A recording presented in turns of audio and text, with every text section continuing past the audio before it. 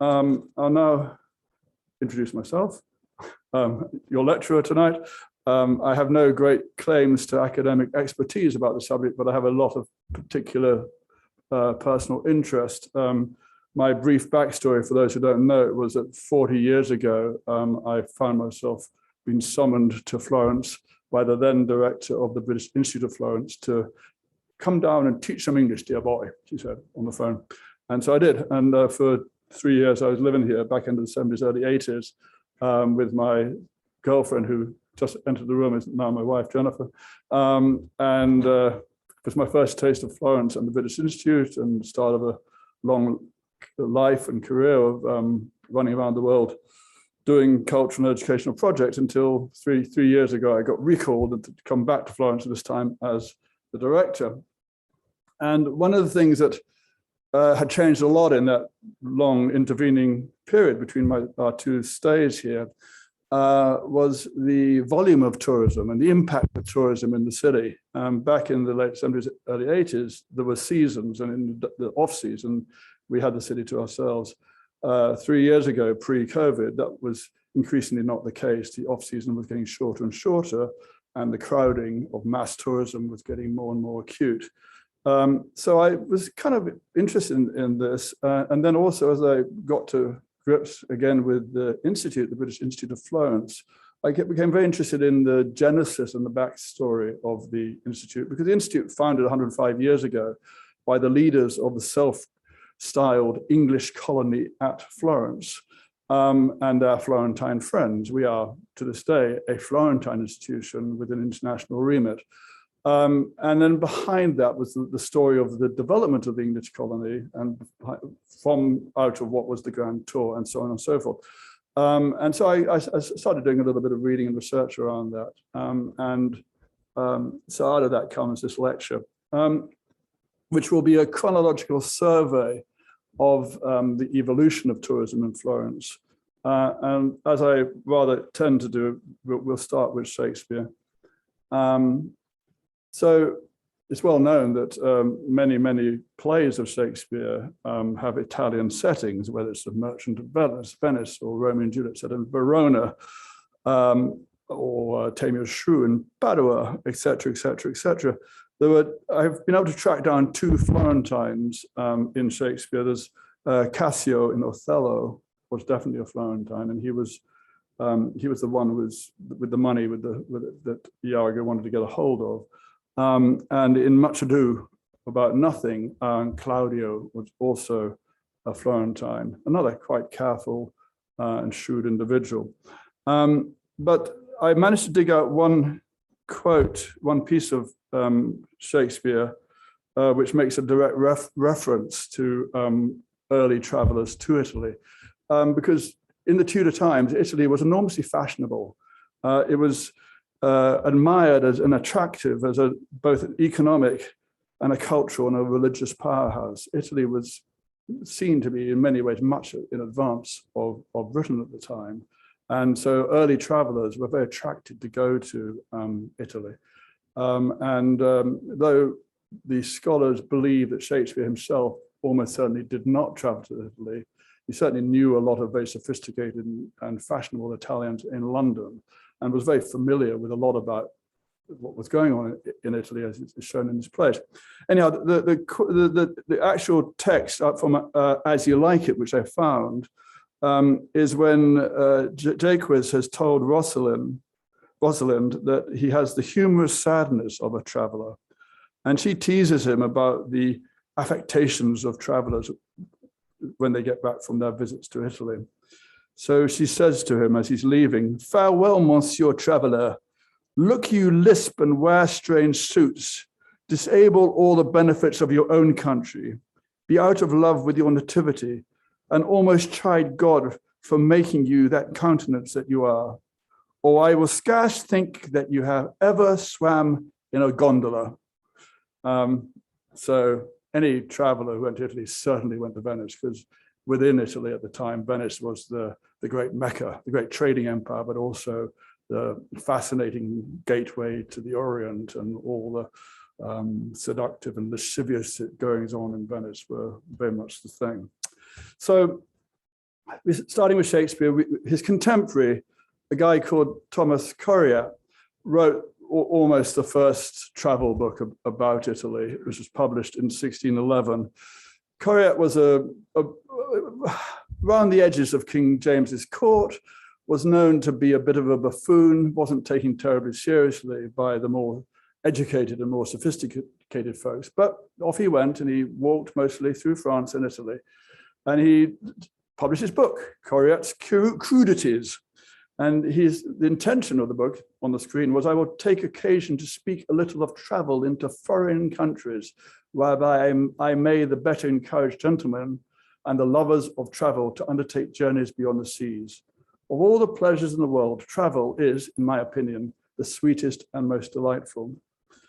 So he traveled on foot to Venice and then through several of the northern cities, though he never actually made it to Florence. So instead of talking about Florence, I'll read you just a little excerpt of his travel guide to Mantua. So here we go. This is Courier. This city is a marvelous strong and walled round with the fair brick walls, wherein there are 8 gates and thought to be 4 miles in compass. I saw many stately palaces of a goodly height. It is most sweetly seated in respect of the marvelous sweet air thereof, the abundance of goodly meadows, pastures, vineyards, orchards, and gardens about it. For they have such a store of gardens about the city that I think London, which both for frequency of people and multitude of houses does thrice exceed it, is not better furnished with gardens.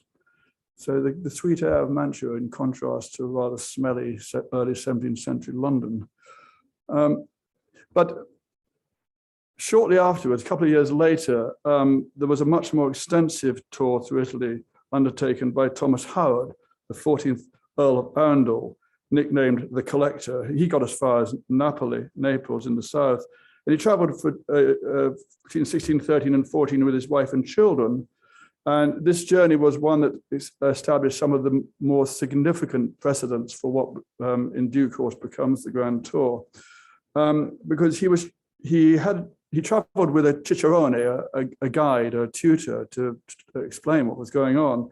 And he also collected a large amount of Italian art, including some Leonardo drawings, some Raffaello paintings, and a collection of important collection of Roman sculpture, the Arundel marbles, which today is housed in the Ashmolean Museum in Oxford. So this, sorry, I lost my page there. Yes, so a little bit later, 1670, was published the next significant guidebook to Italy by Richard Lascelles, The Voyage of Italy, it's called. A complete journey through Italy in 2 parts, it says on the frontispiece. Lascelles was a Roman Catholic priest, and he was a cicerone, a tutor, and he accompanied several scions of the English nobility as they traveled through Italy.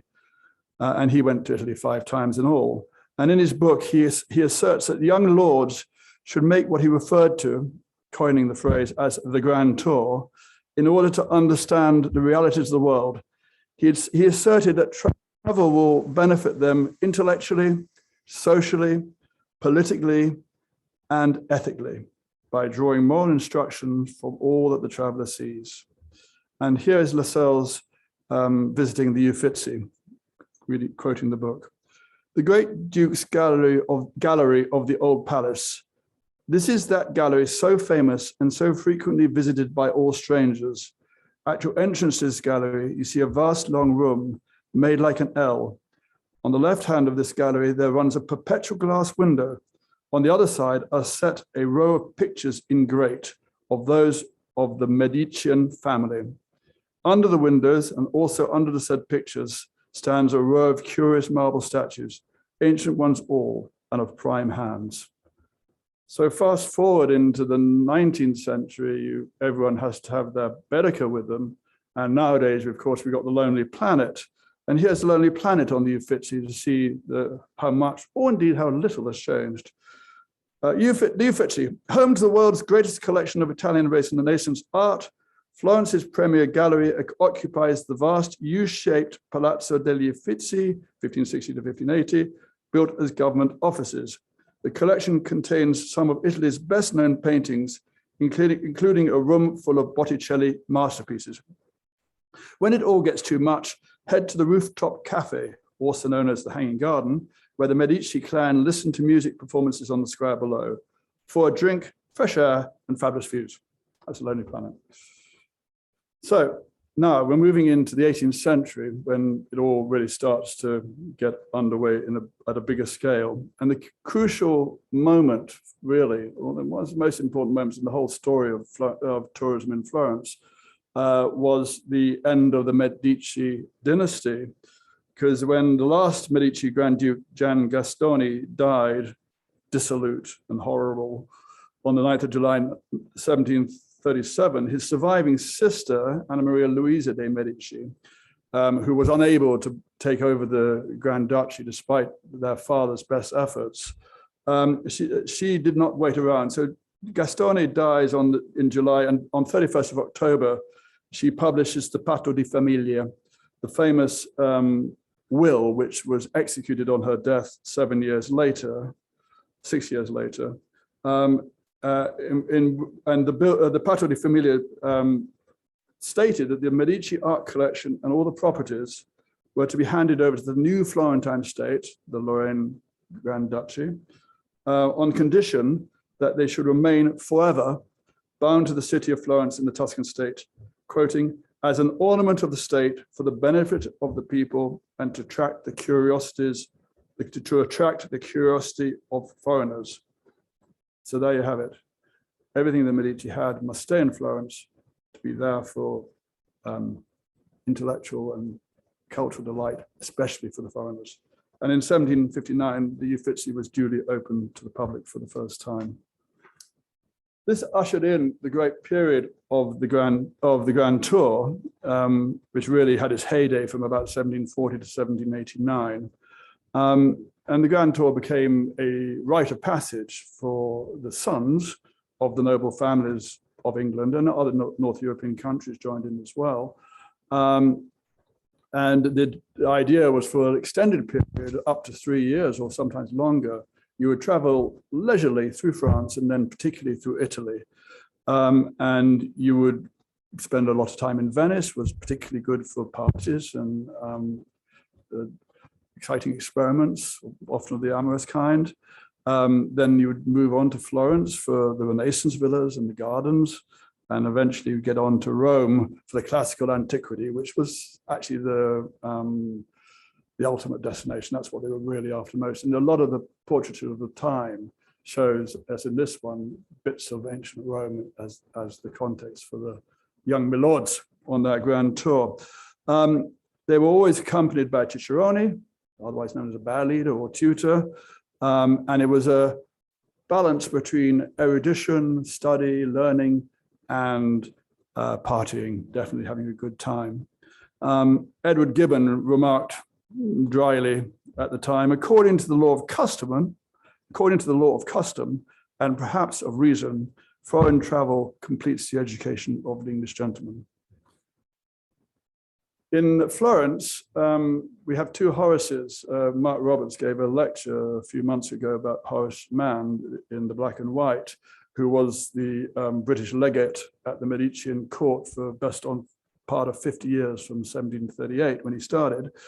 And early on in his time, Horace Mann didn't seem to do a huge amount of work. His official duties were not too onerous, but he maintained a beautiful house at Palazzo Manetti on Via Santa Spirito 25, including a beautiful garden, which was enjoyed greatly by the many British visitors, the young milords on their grand tour, and their Florentine friends who they would meet. And the gardens were compared to the Vauxhall Pleasure Gardens in London. They were that special and delightful, great party venue. Shortly after Mann got set up in 1739 to 40, the young Horace Walpole, on the other side of the screen, visited Florence on his grand tour in the company of Thomas Gray, later to be a famous poet. Gray's Elegy is the well-known work. Gray was older and more serious and rather disapproved of Horace Walpole's approach, which was really to party 24/7. It was a hilarious story about what his ideal day was to get up at noon, have lunch until 4, rest until 6, have supper until 9, and then go dancing. And that was his approach, whereas Thomas Gray wanted to go and look at the Uffizi and study the Renaissance. So for the traveling milords on the Grand Tour, the most important thing was to make sure you got your portrait painted. And in the middle there, you have Pompeo Battoni down in Rome, who very much cornered the market and had a set bordering a factory churning out suitable portraits for milords. You have the full-length picture is of Francis Bassett, first Baron of Dustanville in 1777, and the other one is of John Earl Talbot in 1773. You can see very similar poses and the necessary classical urn and all the rest of it. So this was the thing that you needed to take home, if nothing else. Nowadays, a selfie will do the trick. So coming out of the Grand Tour, you started to get people who settled and stayed in Florence after the tour was supposed to be over. And we'll just look at a little bit at the story of this guy, George Nassau Clavering Cooper, in the green coat in the middle, looking adoringly at young Hannah Gore, who will become his wife. That is a painting, a portrait done on the occasion of their betrothal by the court painter, Johann Zoffany, court painter to George III. Cooper was the godson of George II. And at the end of his school and university education, he was sent off on the Grand Tour with his tutor, one Jean Chastelain, in 1759. He was already independently wealthy, his grandfather having made an extraordinary fortune in the East India Company. And when the Grand Tour was supposed to be finished in Florence and Chatelain went home, Cooper stayed on. And he, even when his father arranged for him to have a seat in Parliament, Cooper was reluctant to go home. He essentially spent the rest of his life in Tuscany, in Florence. Having married the beautiful Hannah Gore, they bought the villa up at Villa Palmieri, which is now part of the European University Institute. And Hannah spent most of the rest of her life in Florence and went on to become a grand dame of Florentine society, and had, by all accounts, some interesting and amorous adventures. Meanwhile, pressed the wrong one. Meanwhile, Cooper, getting into serious art collecting, aided and abetted by his friend and advisor, Johann Zoffany. So here you have Cooper there, and Zoffany here. This painting is by Zoffany. It's a famous painting of the Tribune at the Uffizi, which Zoffany was commissioned to paint by the Queen of England, George III's queen, who had never been to Florence, and said, Zoffany, go to Florence and make me a picture of the famous gallery at Florence, because I want to see it. So Zoffany was back and forth for about 6 years between 1772 completing this commission. And eventually when it got back, the Queen took one look at it and said, what a horrible painting. Why is it all those people and all these pictures? And that's not what I wanted at all.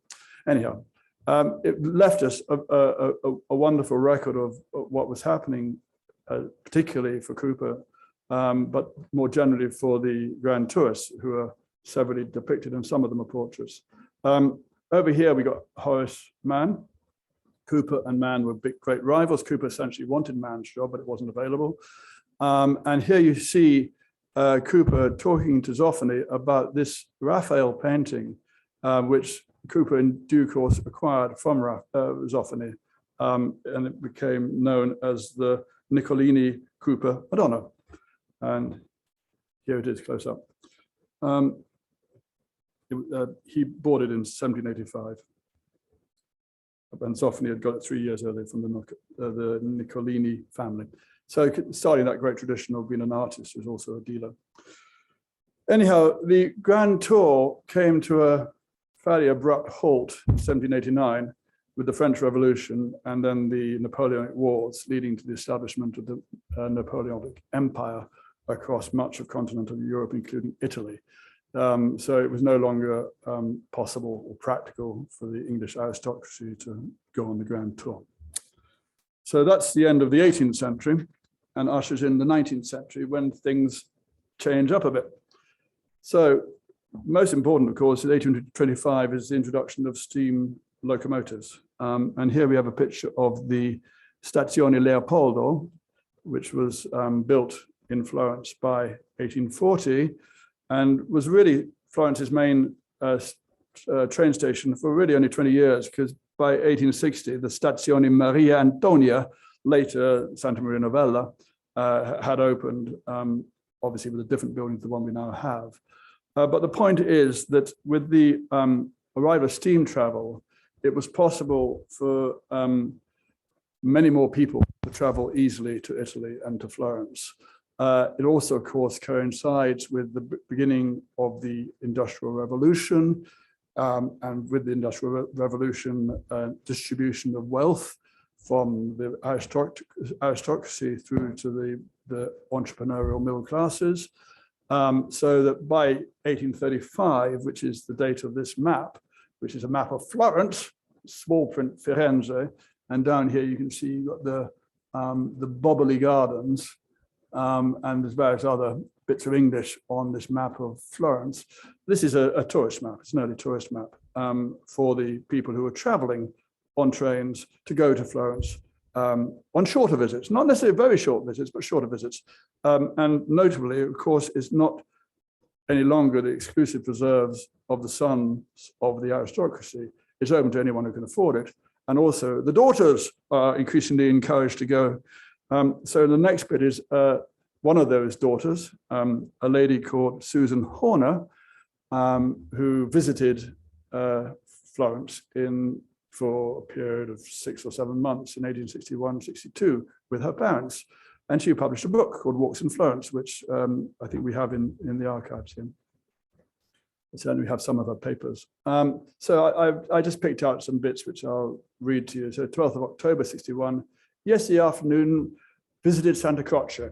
A priest politely spoke to us and advised us going behind the scaffolding covering the facade, which is now for the first time in the act of being completed. The work is exquisite. A whole facing of white marble inlaid with red and green marbles. 19th November. I finished a sketch in the Tribune. The English swarm here just now on their way to Rome. They talk loud, often on mere gossip, interrupting those at work. In that sketch. 1st of January 62, dressed for the festa at the Palazzo Vecchio, room brilliantly lit with wax showing the frescoes to the greatest advantage. Did not get to bed until 2. 7th of February, Papa and Mama took a walk in the Bobbly Gardens. Mama is so well, she has not required brandy for weeks. 2nd of March, Carnival Sunday, a beautiful day. We took a carriage, joining a string of carriages 3 or 4 deep, which passed around Santa Croce and all along the Arno. 12th of May, arranged the boxes to be sent home with our things by sea. I went to some shops and bid goodbye. Whether this was typical, I don't know, but it gives you a flavor of a tourist, admittedly a very leisurely tourist in Florence. Alongside the tourists coming for shorter and longer visits, we also in the middle of the 19th century see a growing number of people, not just the aristocrats like Cooper, Clavering in the previous century, but other people deciding to settle in Rome. And here we have 2 very famous early members of the English colony at Florence, as it came to be known, Elizabeth Barrett Browning and Robert Browning. They got married privately at St. Mary's Parish Church and essentially eloped because they knew that Elizabeth's father would not approve of her marrying an impecunious poet and encouraging her own poetic aspirations. So they ran off to, had a honeymoon in Paris, and they moved on down to Italy. And in September 1846, they arrived in Florence, which was almost continuously their home until the death of Elizabeth Browning in 1861. And after one or two earlier residences, they settled in the Casa Guidi up on the Via Maggio around the corner here. And there's a picture at the bottom there of the Salone of the Casa Guidi, as it is now, pretty much preserved from how it was at the Brownings' time. It's now the property of Eton College, who look after it and occasionally use it for their students. Whilst in Rome, the Brownings had a very active social life with other long-term expats. Many members of the Trollope family were living up around Piazza Massimo d'Azeglio. The Ogilvies were another prominent family. And they also enjoyed the freedom to be unconventional and explore radical ideas like republicanism and women's rights. And Elizabeth Browning reflected this in two of her major poems, one called Casa Guidi Windows, contains impassioned support of the Risorgimento and the republicanism that goes behind that. And another one, Aurora Lee, has as its heroine an empowered half Florentine woman. So the themes of radical politics and feminism come through her work. She sadly died in Florence and has a rather wonderful tomb at the English Cemetery, which many of you will have visited. Another significant settler, again, a very wealthy gentleman, was John Temple Leader. He also had made a fortune with the East India Company. It's interesting to speculate whether the history of Florence would have been changed if the Brits had not conquered India. That's another story. Leader was a successful politician and a socialite in London, a leading light, until very suddenly in 1844, he left and moved to the continent. There's a faint whiff of scandal, but I haven't been able to find anywhere any evidence of what the scandal may or may not have been. But first of all, he spent a few months in Cannes, and then he moved on to Florence, where he purchased 2 villas up in the hills near Fiesole, and eventually in 1855, the Castello Vinciliata, which he was in ruins, and he restored in the fashionable late 19th century Gothic manner, but with some reference to Tuscan styles as well. He also acquired 700 acres of land which linked the Castello to the 2 villas he'd purchased, and set about a huge project to create a romantic English garden on the land. He latterly wrote a significant biography of Sir John Hawkwood, the famous British mercenary captain who had fought variously for Pisa and or Florence during the wars between the 2 republics in the 14th century. And in one of those wars, he apparently had destroyed the Vinciliata, but in another war, he got memorialized on the walls of the Duomo for being a great Florentine hero. Temple Leader came into some higher prominence in April 1888 when he received Queen Victoria, who was on the first of a series of 3 holiday visits to Florence. And she signed the visitor's book at Vinciliata on that occasion. Victoria came, as I say, 3 times, and each time for just 1 month, and she was fully a tourist. It was a holiday, and she would like to do all sorts of things. And one of her favorite things was to sketch.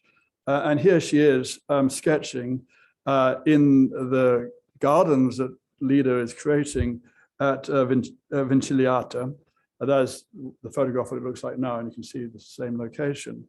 And in honor of this visit, the gardens which were now completed, this is 1893, the gardens were given the name of the Parco Romantico della Regina, which are still known as to this day.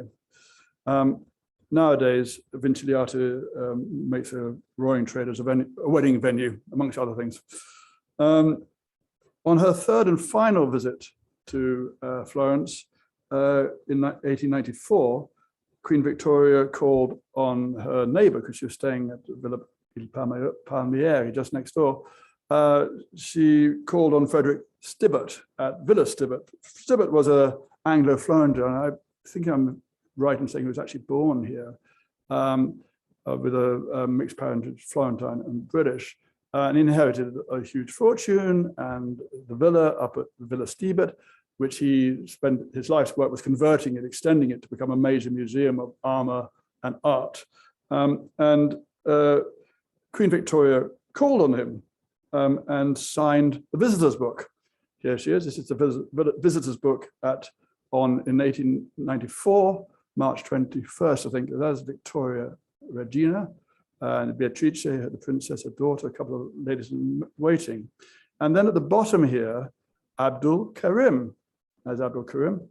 And some of you may have seen the movie a couple of years ago, Victoria and Abdul, about the very close friendship that Queen Victoria had with her Indian servant who'd been shipped out from India to be in her entourage, and they became very close friends.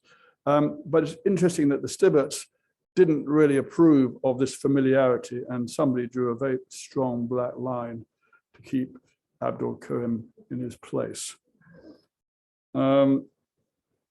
Victoria was a good tourist. She particularly enjoyed going to Palazzo Vecchio to see the Ghirlandaio frescoes. And on one occasion, she attended the Scoppio del Carro at Easter outside the Duomo, but she sat up safe and comfortable in the Loggia del Bigalo, so she didn't have to mix with the crowds, which may have looked something like that even then. But instead of going home with a portrait, she went home with a dog called Gina.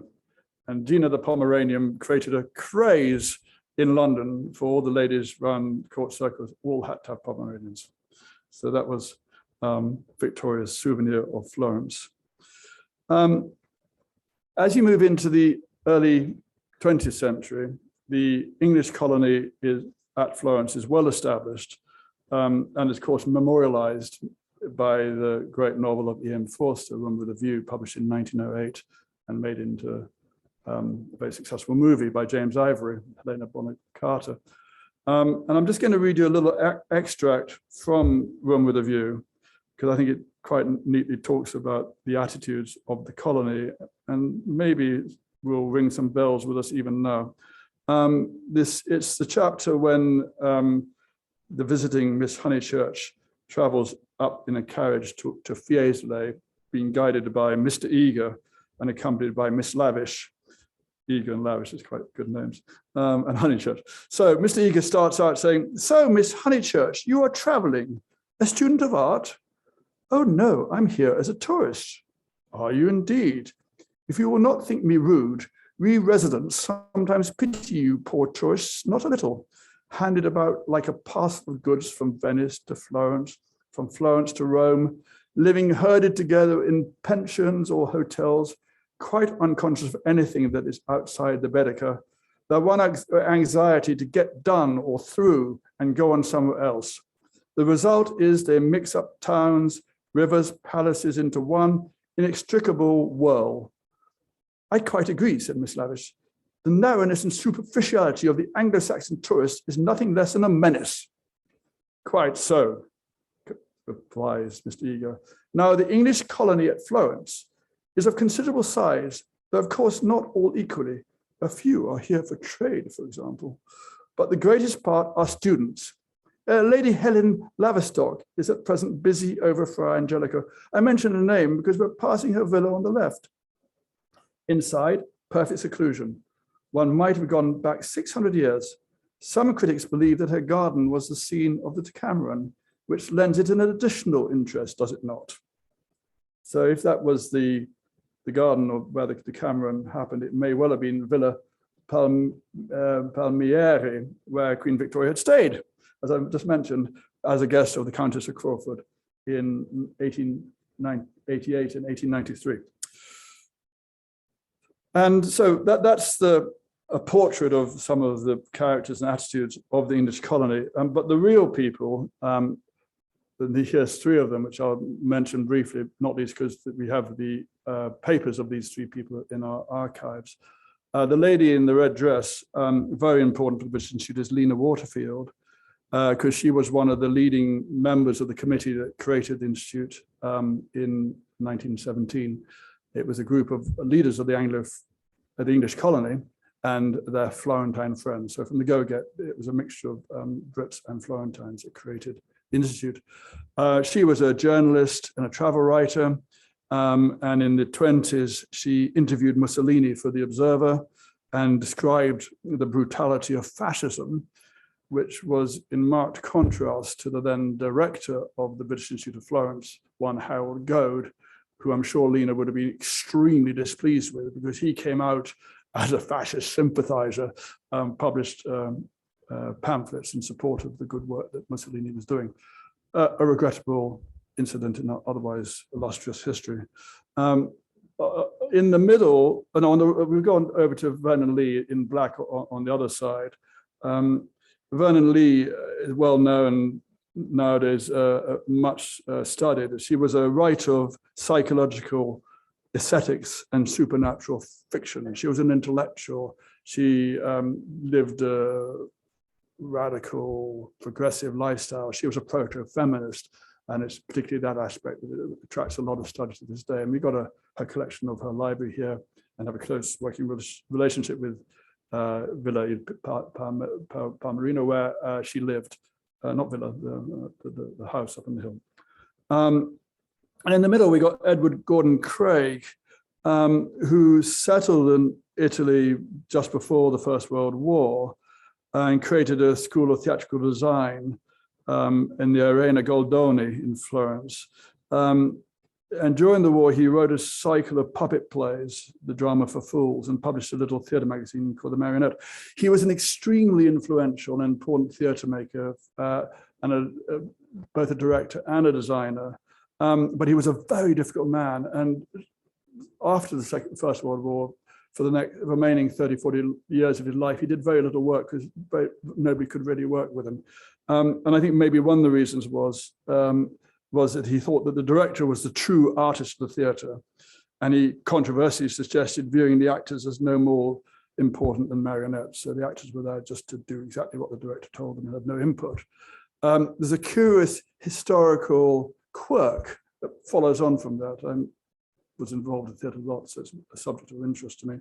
When in 1980, the great experimental Polish theatre maker, Tadeusz Kantor, was given a year's fully paid residency by the Comune di Firenze to work at the Goldoni, Craig's theatre.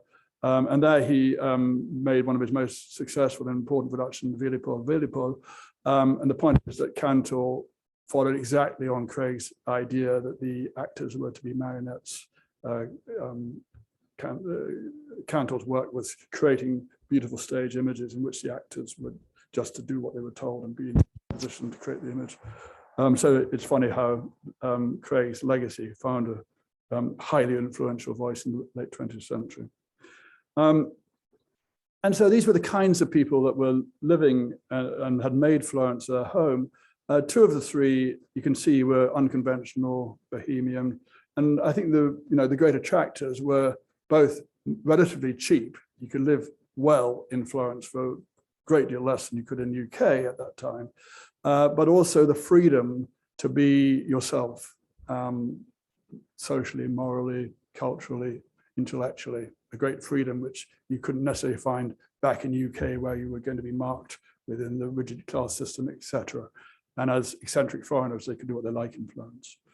And so moving forward to contemporary times, and after the Second World War, you have a number of things happening. The emergence of social democracy and latterly unregulated capitalism creates both a greater wealth than has ever been seen, and though it doesn't feel like it, a greater distribution, so that many, many, many, many, many more people can now afford to travel. And the logic of capitalism has created low-cost airlines. So this I just looked up yesterday. You can, end this month, you can travel to London for 46 euros if you want to. And the result of all these forces putting together is that And this is not unique to Florence. Before moving here 3 years ago, I lived for a number of years in Warsaw in Poland, and I was traveling extensively in Central Eastern Europe. And this scene you can see in Prague for sure, Krakow, Gdansk, Tallinn in Estonia. All these historic cities of Central Eastern Europe also have challenges of mass tourism during the season. And another little bit of research, and I couldn't help myself because this seemed to me to describe the problem probably at its most extreme. This is just a little bit before the pandemic, so maybe at peak mass tourism. I looked up Oceania cruises who go into Livorno. And when you get to Livorno, you can do an outing on May the 4th, 2020. Would have been cancelled because of COVID, but this is what they were planning. You could explore Florence like a local, and you could experience the real Florence by mingling with the residents at a popular market, sampling Florentine delicacies and browsing the less commercialized Oltrarno district. After departing from the pier, you'll settle for a leisurely and immensely scenic drive to Florence. That's the Phi Lee, folks, where you will begin your culinary immersion at San Lorenzo Market. The two-level market occupies a beautiful stored cast iron building constructed in the 1870s. Every imaginable Italian dish and delicacy will be on display. The guide shows you around the covered market. While many of the items will be easy to identify, be sure to ask the guide if you don't recognize something or know its name. Chances are you'll see Lampredotto, a Florentine specialist of cow stomach, slow cooked with vegetables and served on a crunchy bun. It is considered Italian comfort food. After sampling a selection of more well-known products, such as cheese, salami, and olives, you will walk towards the Piazza del Duomo in the heart of the city. The famed Basilica of Santa Maria del Fiore overlooks the square, and its dome has become a symbol of the city. The cathedral's freestanding bell tower is considered to be Italy's most beautiful campanile. Then, after stopping for a cup of creamy gelato, you will enjoy free time to explore the Oltrarno district. Oltrarno means on the other side of the Arno River, which is less crowded than central Florence. You'll have time to dine and browse the shops and artisan studios. So that's getting Florence in a day like a local, and it's pretty challenging, really, because if it's too much, you can do Florence on the lighter side, and you can, for discounted price, it's 60 euros cheaper. You can appreciate the Cathedral of Santa Maria. You can applaud Giotto's bell tower. You can wander among the outstanding sculptures of the Piazza della Signoria. You can hear of history-rich past the Ponte Vecchio, or Old. You can view the wonderful Franciscan Gothic Basilica of Santa Croce. And you can enjoy time on your own to dine in a tempting trattoria or shop Florence's chic boutiques. One of the things that's happening here is that because you're only in town for a few hours, you're looking at things from the outside. You're probably not going into very much. And you might buy a panino and a souvenir. But anyhow, for those who really want to tick it off in the Bellica, you can, in the same day, you can go to both Florence and Pisa. You can immerse yourself in 2 UNESCO World Heritage sites, and you can appreciate the cathedral, or you can explore the bell tower, and you can gaze at the Leaning Tower, and you can admire the sublime colonnaded Duomo di Pisa, and then go back to the ship. Anyhow, so it is, and that's where we were in March 2020 when everything stopped.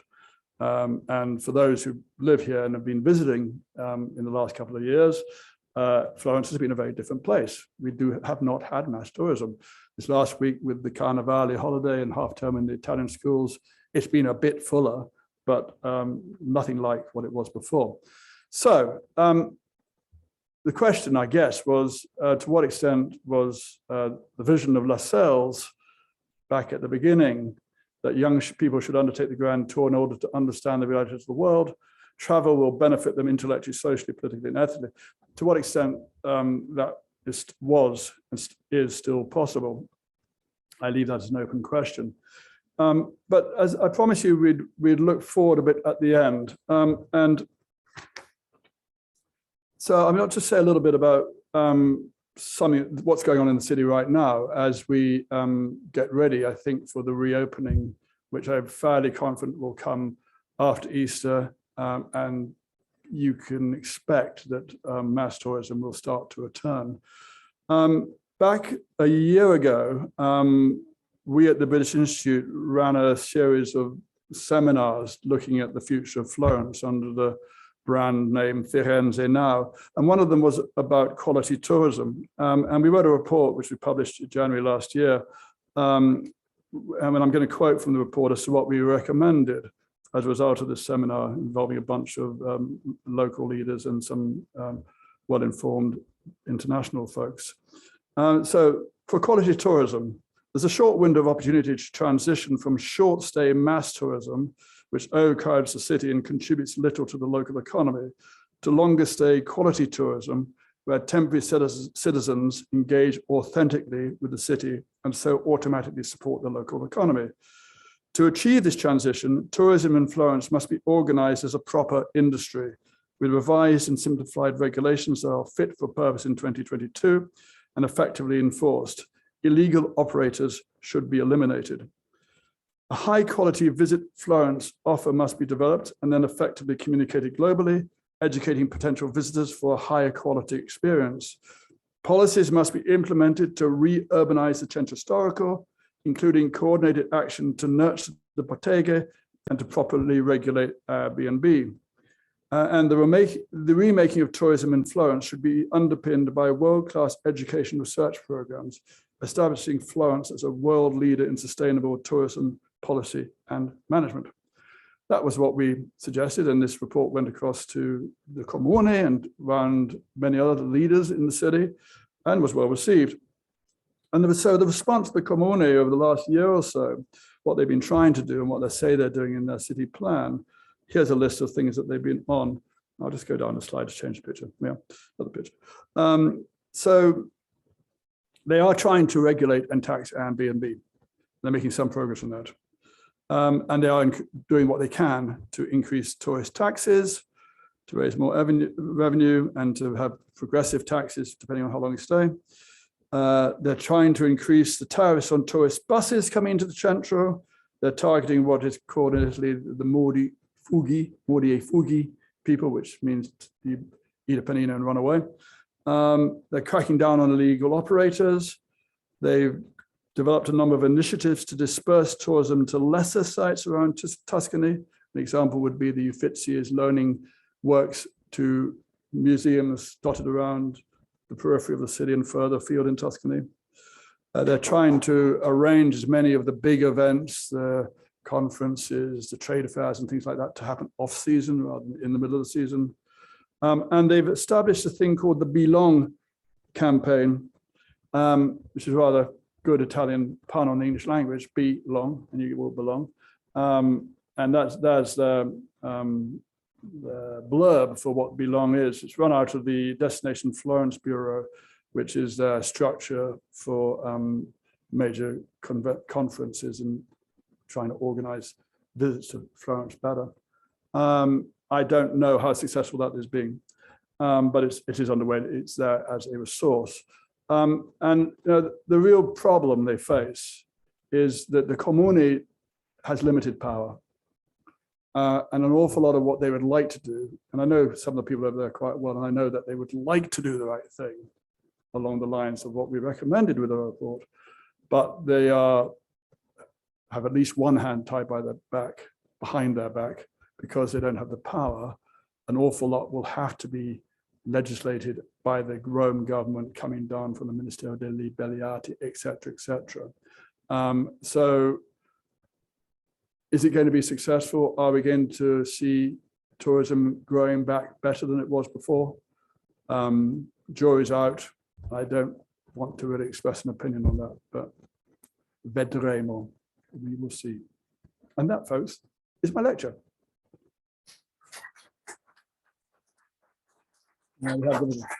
Okay, so thank you for that. And as always, we will do the Q&A questions, which I may or may not be able to answer because I'm, full disclosure, I'm not really an expert. But certainly any comments, any views would be interesting, because I think as well as looking at the backstory, it is quite interesting to think about where we are now and what's going to happen next. So as always, if you're in the room and would like to contribute, I will bring you a microphone so that people on the Zoom can hear. And if you're on the Zoom and would like to say something, please feel free to put something in the chat box. Alternatively, put your video on and wave at me, and I'll invite you to unmute and speak. Or if you want, if you're impatient, just unmute and speak anyhow. I don't mind. So do we have anyone in the room who would like to say something now? Not immediately. We do? There we are. Thank you. What were the different cities on the Grand Tour in Italy? Was it just besides Florence? The big one, I would say probably the pecking order would be Rome, Venice, Florence, probably in that order. Naples was also significant. And then depending how keen they were, Ravenna would be important for the mosaics, and various other places, and side trips to, lots of people would go to San Gimignano, but from Florence they go out in the carriage, things like that. But the big four were Venice, Rome, Florence, and Naples.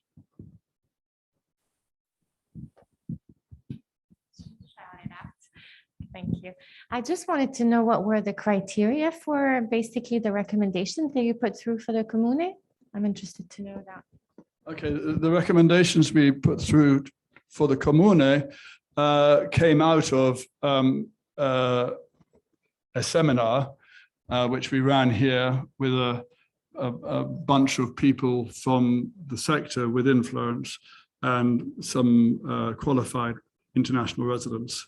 So it was the intention was to bring the international perspective onto the Florentine issues and looking forward. And these were just recommendations that came out of that debate.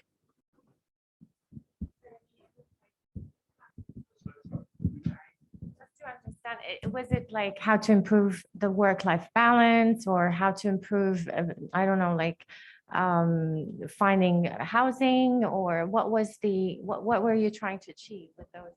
Okay, there were a series of 6 seminars altogether. They were looking at the future of Florence, 5 in the end, actually. And one was about the greening of the city, the environmental challenge. Another was about the opportunities for Florence around international education and construction of a knowledge economy. Another one was looking at the fashion industry and the tradition of the bottega, the craft workshops that still exist. There were a number of themes, and quality tourism was one of them. And it was all about trying to imagine what Florence could be in the future, coming up, the other side of the pandemic, taking the opportunity of the pause to reflect on how to make Florence a better, more livable, more successful city for all its residents and its visitors. So it was a fairly broad spectrum, and it was just really a talk shop and a thinking piece, out of which we produced a report, which we circulated just as a contribution to this ongoing debate within the city. And not everyone knows that Florence is amongst Europe's most progressive cities when it comes to green policy. They're very, very good at that. There's a huge international higher education sector here, with both the Università degli Studi di Firenze and the European University Institute and the 50-odd American study abroad programs, et cetera, and Polymoda, et cetera. But it's curiously badly coordinated and hasn't been very successful in generating a knowledge economy off the side of it. So, the amount of intellectual firepower here, plus the nature of the city, it could be a major center for the knowledge economy, which can be the future for cities like Florence. But it's curiously and annoyingly isn't really kind of coordinated very well at the moment. This is just some examples of what we were talking about. Yeah, another one here.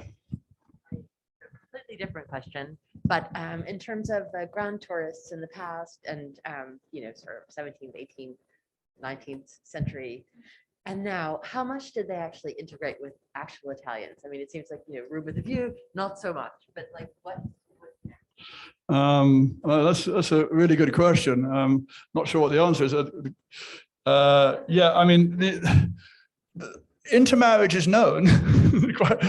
quite a lot of foreigners wind up with Italian partners, and people who settle here and stay here a long time I think, I mean, there's many, many different stories. You certainly hear stories of groups of expatriates who've been here for 30 years and still don't speak Italian and kind of live in a bubble out in Chianti-Shire or in certain parts of Florence without really connecting with the host culture and people. Others, and I would hope the majority, if they stay here for any length of time, make an effort, first of all, to learn Italian and tune into how things are here, and by extension are more able and more open to establishing working and effective relationships with Italians. Having said all that, it is often said, and may be true, that I Fiorentini sono un po' chiusi, they're a little bit unfriendly, and it's quite difficult for foreigners to get close to Florentines. But that doesn't necessarily have to be the case. And I think it's a million different answers, because there's an awful lot of people who settle in Florence and have done for, I mean, the size of the English colony at the back end of the 19th century was huge. It's 40,000 or more. I mean, a lot of people here.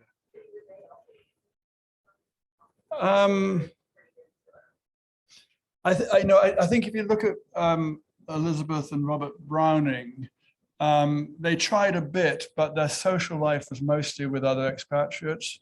And I think there was, it's probably an inclination to see the Italians as an exotic backdrop rather than as really a significant social context. But this is a terrible generalization. Yeah, when Queen Victoria came, she was definitely visiting with the elite of the English colony. She had dinner one time with the King of England at the Palazzo Pitti, and she was welcomed at the station on the royal train by the then mayor of Florence, one of the Torrigiani, but also the English consul. So, yeah, I think you're onto something there, Carla. There's sort of a certain amount of separateness has been a part of that tradition. Okay. Is anybody up on the Zoom who wants to make a contribution or say something? Hi, Max. Nice to see you. That's my son.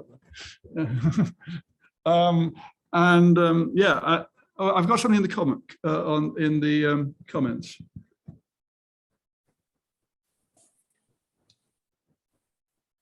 Is it the case that Howard Acton's generation had more influence on the Florentine culture than today's English colony?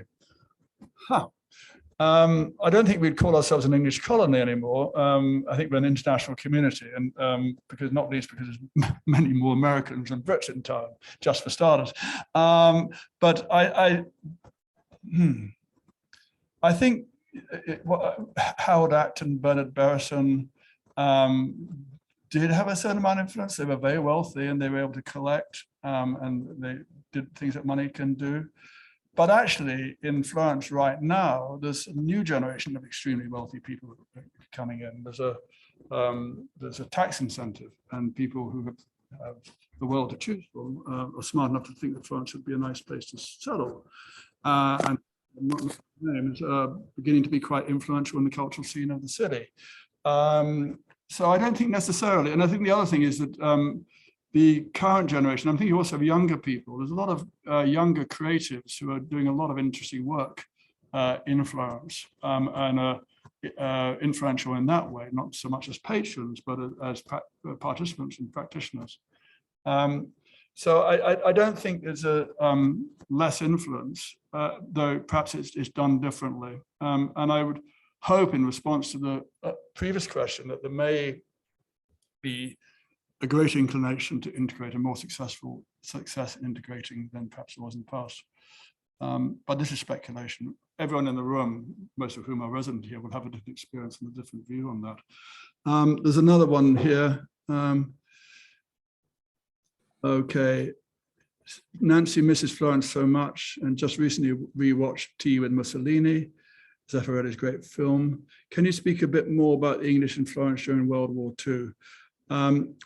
No, I can't, because I don't really know much. I can say that the British Institute's library was, which was in Palazzo Antinori, was boxed up and sent away somewhere into the country and was kept safe. and the tenacious Signorina Fermi oversaw all that and was there when it was possible to open up to unpack it all again.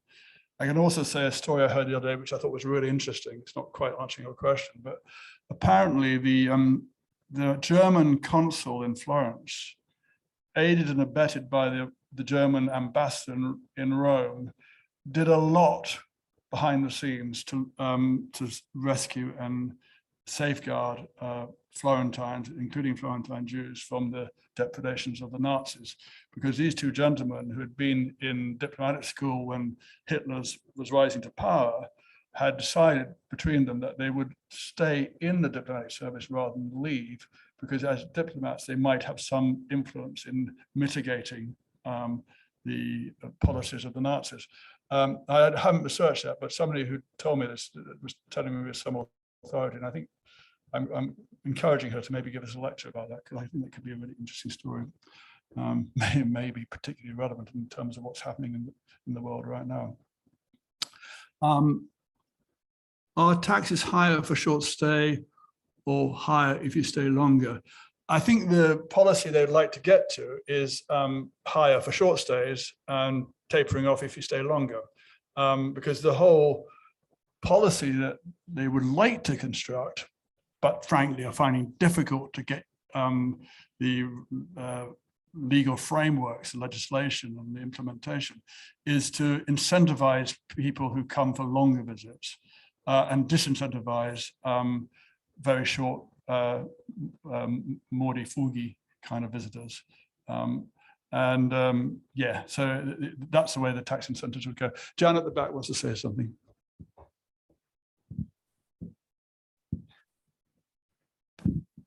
Venice has fairly effectively stopped the ocean liners from coming into the Grand Canal. Any opportunities to do that in Livorno? Yeah, Venice sort of stopped. I heard that the liners were creeping back up the canal again.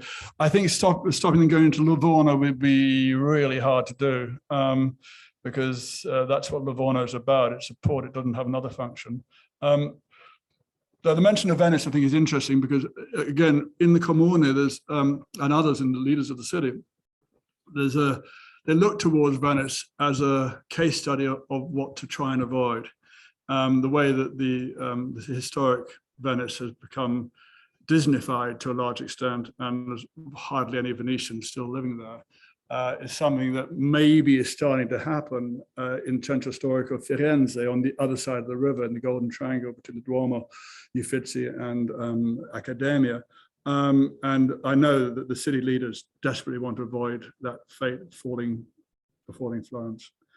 I'm going to put in my weekly plea to those who have joined us on Zoom to make a contribution of whatever level you're comfortable with, reminding you that we get no public funding whatsoever and we rely on our wits to stay afloat. Those who come to the library paid to enter, those on the Zoom have free access. We're delighted to have you all, but we also welcome any contribution you might wish to make. And Cyrus just put up the link to help you to denote online.